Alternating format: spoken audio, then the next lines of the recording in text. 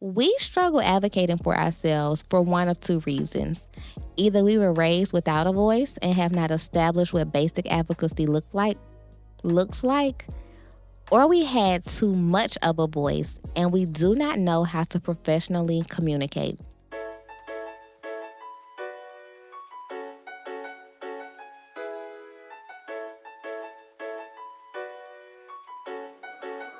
Wow, Sinatra. Another day, another dollar. I'm saving just to be broke. They said college was serious, but my degree feel like a joke. 4 years or less, I'm saying I got it done. No playing, just to end up at my mom's after I told her I wasn't staying. Well, here we are. No question, I'm a star. Just got some light years to travel, but it's just so far. But I'ma make it though. Make sure you get your focus right. You coming too? It's about to be one hell of a ride. Yeah, this adults and stuff is crazy. They ain't warned us about this. I'm supposed to live my best life on an unpaid internship. How I'm supposed to find my husband? Everybody running game. I guess the more things change, the more they stay the same. Went from worrying about on flow to running from Uncle Sam. Now I understand why student accounts never gave a damn. Saving accounts be slipping, trying to work out, but I'm tripping. I forgot health insurance. Oh, I'm my mom's until I'm 26, so I gotta pay these student loans. That's adults with the score doing the most. That's adulting. Moving out of mom's house. That's adulting, but it's all gonna work out. That's adulting. I need a legal side hustle. That's adulting, cause these bills got me in trouble. That's adulting. Journey's course is never planned. That's adulting. Just leave it in God's hands, cause that's adulting.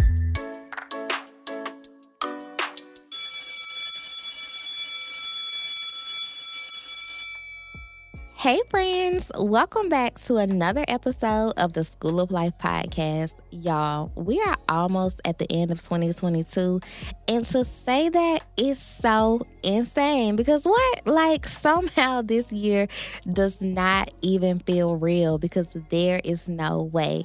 Y'all, I remember reading something a few weeks ago about the earth spinning faster, and look, I'm not no conspiracy theorist or anything like that, but doesn't it make sense that if the earth is spinning faster and we all feel like time is moving faster, there might be a correlation? Look, I don't know. I ain't a scientist. I'm just saying. Anyways, here we are near the end of another year. As I was planning this week's episode, I was thinking about that, and I almost started outlining an episode about the year in review, goal setting, vision boarding, blah, blah, blah. Y'all know all of that stuff. But I said, you know what? Not this week. I'm not in the mood to be a part of that conversation just yet. So I looked through my long list of topics, y'all. I have a running list in my notes. I have videos saved. I just have topics galore. And I came across a video I had saved that I hadn't posted in a while. Well, I hadn't posted to my feed, but I posted it in my story a few months ago. And just based on the topics that I discussed in the video, I landed on today's topic, pretty much how to advocate for yourself at work. And then boom, the planning began for this episode. Plus, I figure it's that time of the year when people are having their performance reviews. You might be looking for a new job in the new year, or you might even be making your career goals. So why not have this very, very important conversation? So here we are. But before we hop into the nitty gritty, y'all know the drill. Grab your note-taking tools because School of Life is now in session. All right, today I'm helping you get your career in order. Well, somewhat, because I'm not a career coach, so I'm just telling you what worked for me. But nonetheless, you will have a little bit more order than before when it's all said and done. Now, before we dig in, I have to give a little disclaimer because y'all won't be holding me and the School of Life podcast accountable for any of your shenanigans that you get into by taking a leap of career faith. So here we go. Disclaimer, this podcast is for educational and motivational purposes only and should not be used as a primary form of professional career advice. Period. Okay? So when it comes time for you to make your decisions, don't go telling people I told you to do or say anything specifically. Don't do that. You should use your own judgment and not hold the School of Life podcast accountable. Okay, now that we got that out of the way, my lawyers would not have to be calling me, making sure that I'm in good standing. All right, so as I was planning this episode, I thought to myself, why do people, especially millennials, struggle with advocating for themselves in the workplace? And what is it that they actually struggle with? So that was like the premise of the episode, foundation. And it came to me. Now, I know I will offend a few people when I, give my reasonings, but just stick with me. I'm going somewhere. We struggle advocating for ourselves for one of two reasons. Either we were raised without a voice and have not established what basic advocacy looks like, or we had too much of a voice and we do not know how to professionally communicate.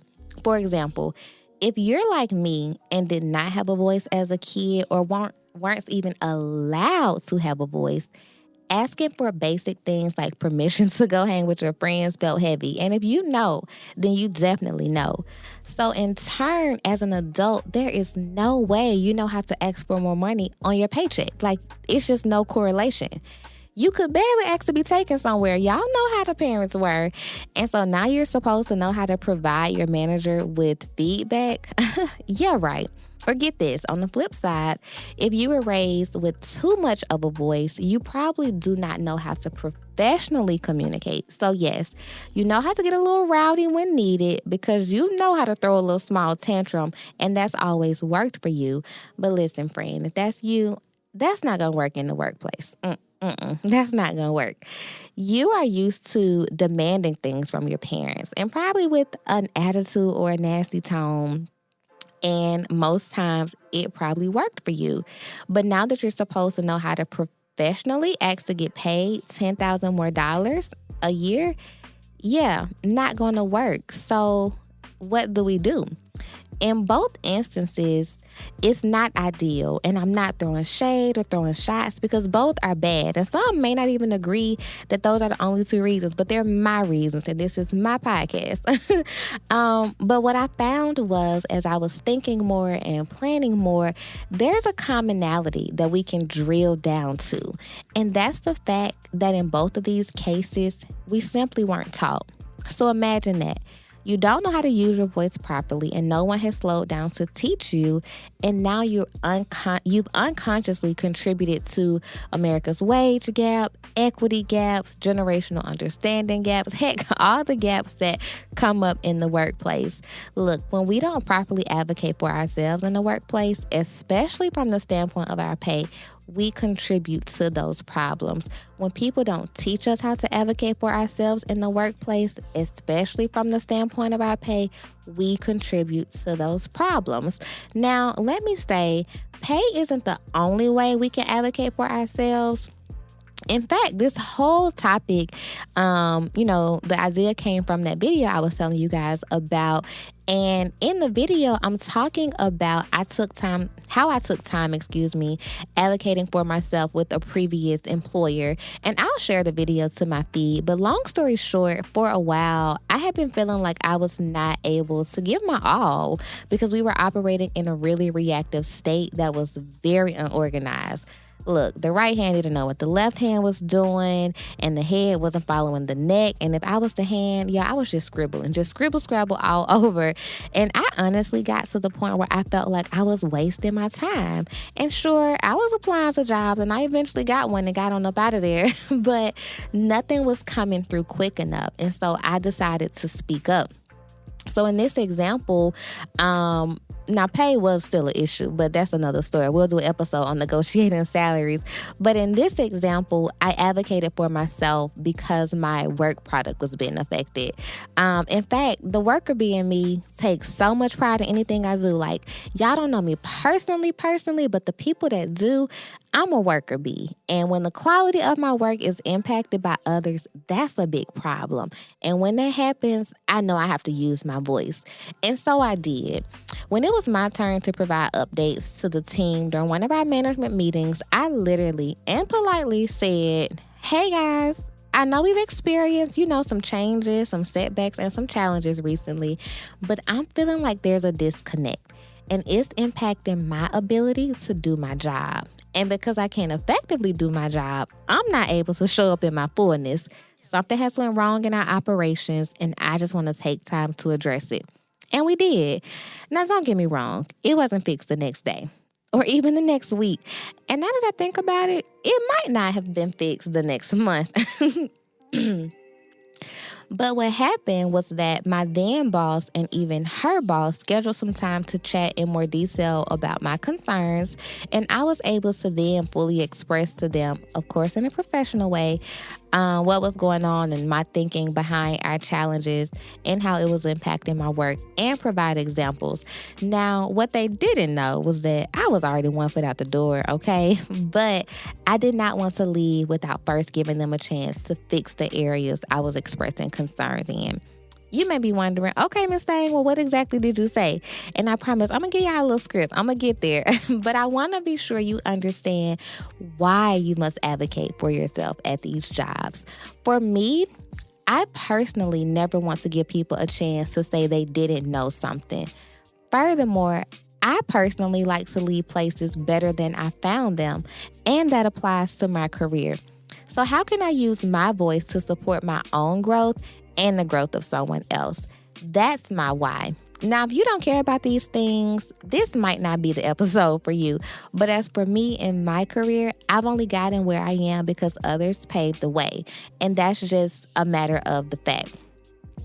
And that applies to all areas, okay? So advocating for better organization and work streams, advocating for better pay, like whatever it is, the advocacy is important because it will impact the others who are coming behind you.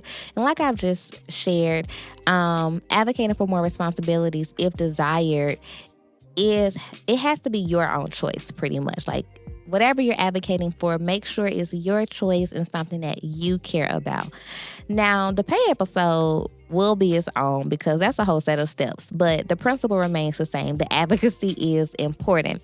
When we don't advocate for ourselves, we don't open the doors of opportunity for both our own good and the good of those coming behind us. Workplace advocacy is the tax we pay on the bridge to better. It's our debt to those who sacrifice to be sure we could have a seat at the table and then have the courage to build our own table. And it's the gift that continues to give. Get it? Got it? Good.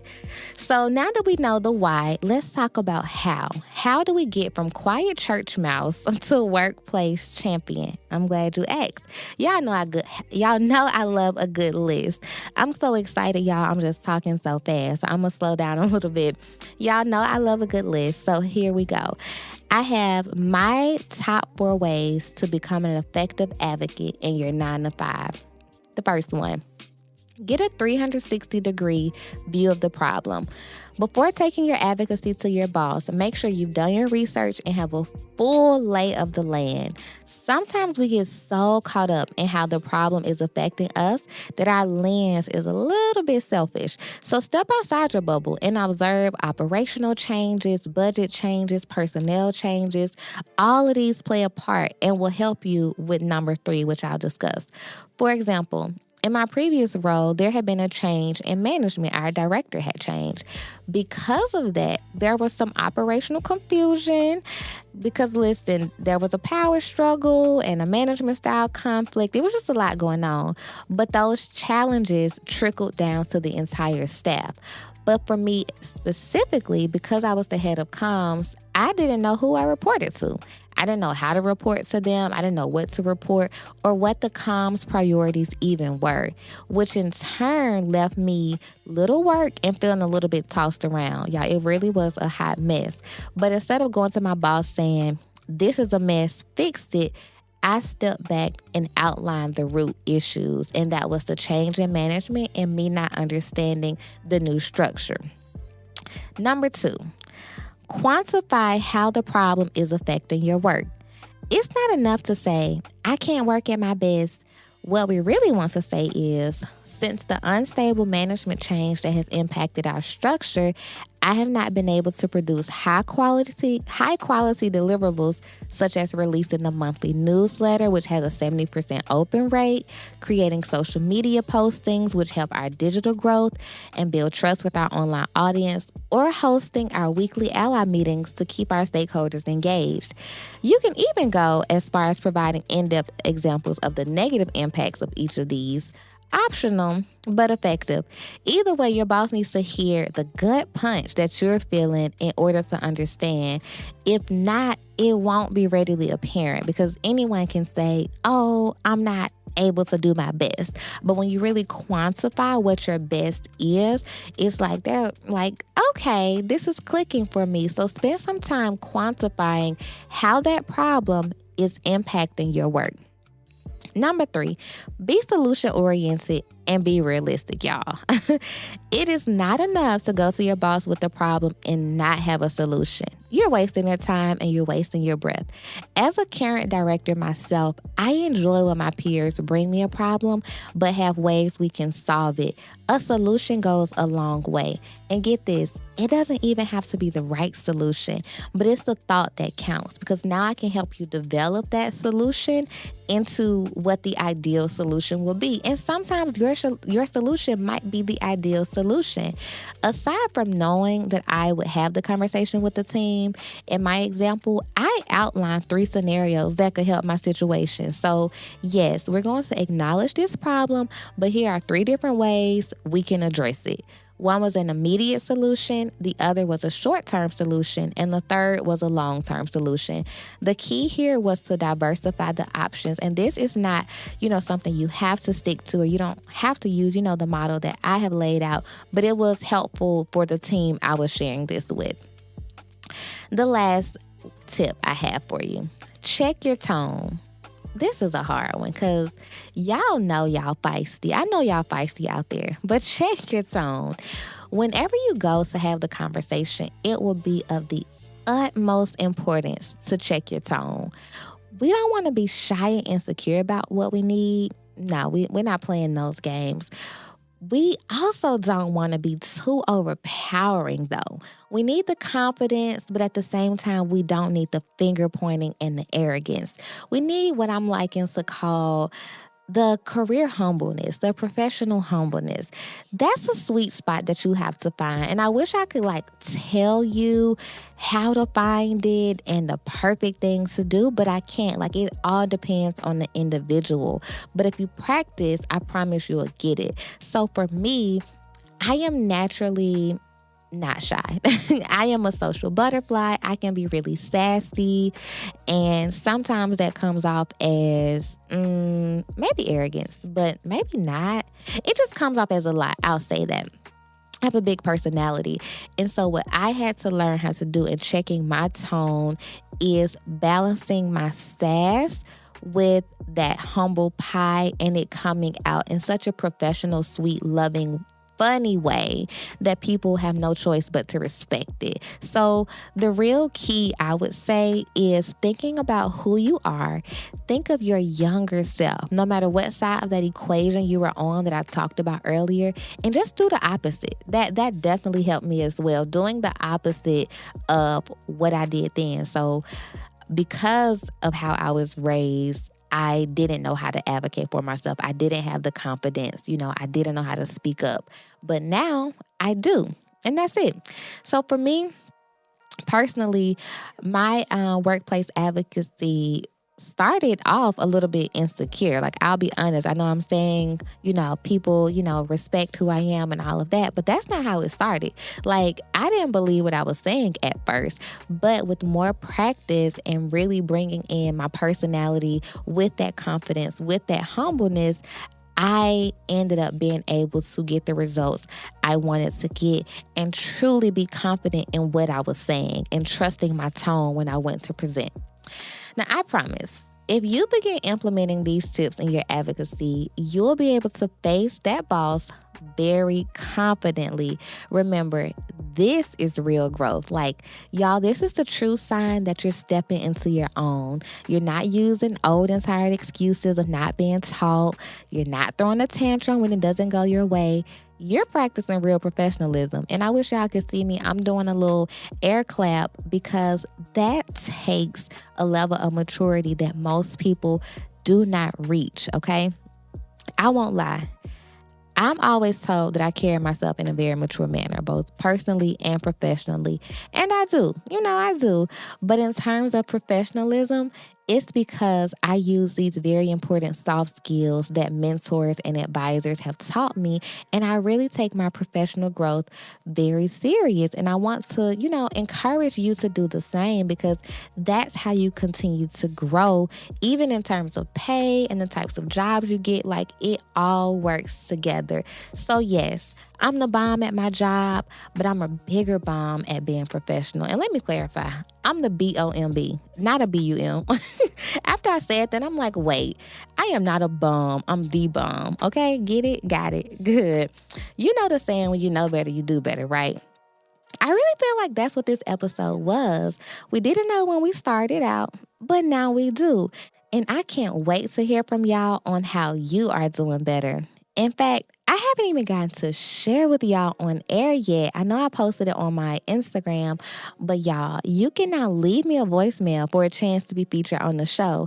Yes, we stepping into the new year with big girl and big boy things, okay? So go to schooloflifepodcast.com. You'll see a little microphone icon at the bottom of the screen and do your thing. Now, I want you to go apply these tips to your career, even if you just outline, what problems you are facing. Like, I want to hear from you, and I want to hear from you like next week. Like, I want to be able to put somebody on the episode next week. And aside, of course, from wanting to hear from y'all on this topic, I want to hear from you in general. So honestly, whether you apply the tips or not, or if you don't apply them to next month, I want everyone listening to go leave me a voicemail, because it is so important for me to connect with y'all and to really be able to hear how these tips and how my own crazy life is helping you in your life. Because y'all know I always like to say we are doing this together. So again, go to the website, schooloflifepodcast.com. Tap the microphone icon at the bottom and just let me know either how you're planning to apply these tips or just, give me a little shout out. You know what? Let me know where you're listening from. Maybe next week I'll do a little roll call. I like the sound of that. All right, y'all. This has been fun. When I talk a lot, that means I'm excited. And I feel like I talked a lot. I was stumbling over my words, but that's because I was excited. But hopefully y'all felt that on the other side. Hopefully you can tell how passionate I am about true professional development and personal growth, because these topics really do it for me. And I like when I'm able to translate that to you guys. So in your voicemail you're going to leave me, let me know if it translated well. Before we get out of here, though, y'all know we're going to have some homework. I said I was going to make a little homework sound. So, send me some suggestions, because I'm sure y'all sick of me singing my raggedy homework. This week, I want you to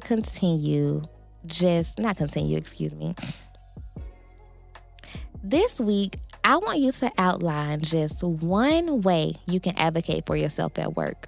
Just one. And when I say outline, I really mean put the pen to the paper or the thumb to the iPhone, whatever you prefer, and identify the problem.